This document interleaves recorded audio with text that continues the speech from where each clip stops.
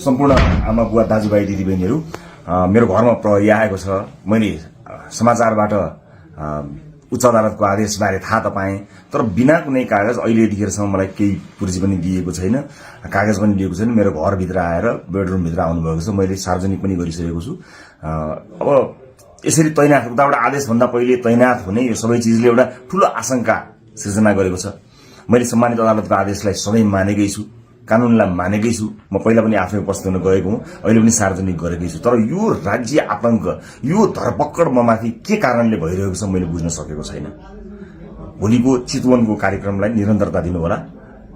मलाई लागेको थियो म केही कुरा भन्छु भनेर, तर जुन तरिकाले अहिले यो सामान्य अभ्यासभन्दा पर गएर जबरजस्ती गर्ने कोसिस बिना कागज पत्र छ होला, ल्याउनु पनि हुन्छ होला, ल्याउन सकिने पनि थियो। त्यो लिएर आएर लैजान सकिन्थ्यो, भोलि ल्याउन सकिन्थ्यो। घरै पनि अझै कागज बोकीवरी प्रक्रिया, मेरो लागि कुनै प्रक्रिया पूरा गर्न मानेको छैन। आतंकित बनाएर घरभित्र प्रहरी छिरेको छ।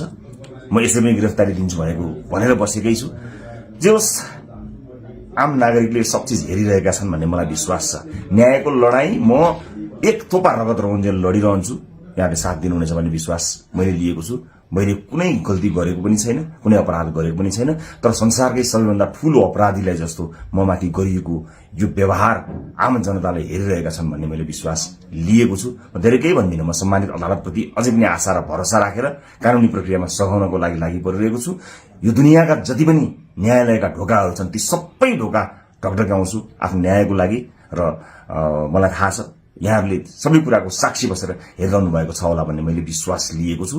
म यति जानकारी मैले दिनु उपयुक्त ठानेर मैले यो भिडियो रेकर्ड गराएको छु। चितवनमा जति पनि मेरा आदरणीय मतदाता आमा बुवा दाजुभाइ दिदीबहिनीहरू हुनुहुन्छ, भोलिको कार्यक्रम नरोक्नु होला। अन्य साथीहरू आउनुहुन्छ, उहाँहरूले कुराकानी गर्नुहुनेछ, निरन्तर चलिरहन्छ। मलाई यिनीहरूले हत्या नै गरेछन् भने पनि नेपाली मतपत्रमा घण्टी चुनाव चिन्ह बसेको छ। मलाई आशा छ यो एउटा आशा र भरोसाको आवाज हामीले बुलन्द पारिसकेका छौं। निरन्तरता प्रदान गर्नुहोला। म कानुनी लडाईँमा छु।